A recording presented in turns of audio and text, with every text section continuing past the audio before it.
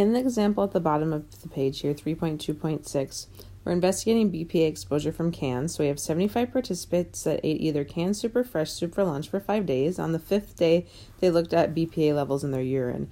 After a 2-day break, they switched groups and repeated the process, which we talked about in Chapter 1 being a matched pairs experiment.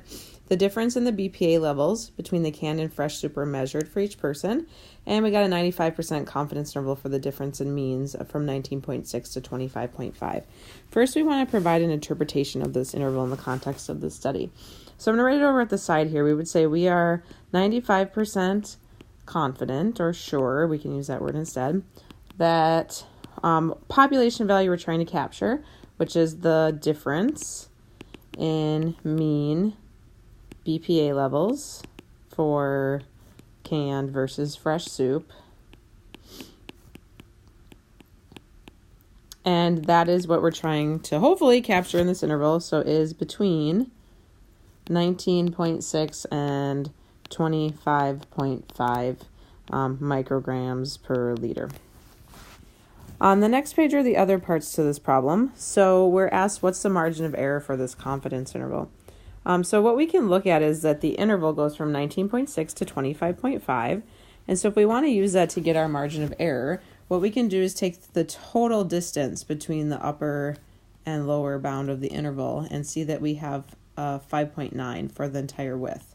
5.9 is achieved by adding and subtracting the margin of the error. So the margin of error will be half of that entire width of the interval.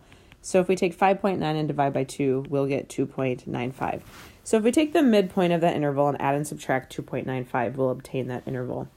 Does the interval suggest that BPA levels differ for canned and fresh soup? Notice that we were looking at the difference in the two values.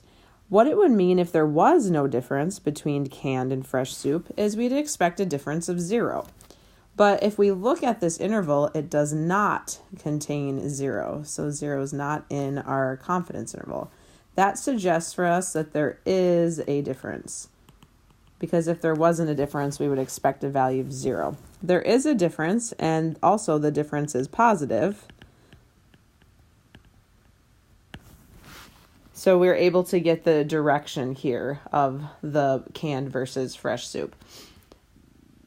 Lastly, if we are looking at 500 participants instead of 75, we've talked about as you increase your sample size that your variability in your sample statistics will decrease, making your margin of error decrease. So if our margin of error is going to drop due to a larger sample size, we're going to add and subtract less, and we're going to get a confidence interval that will be narrower.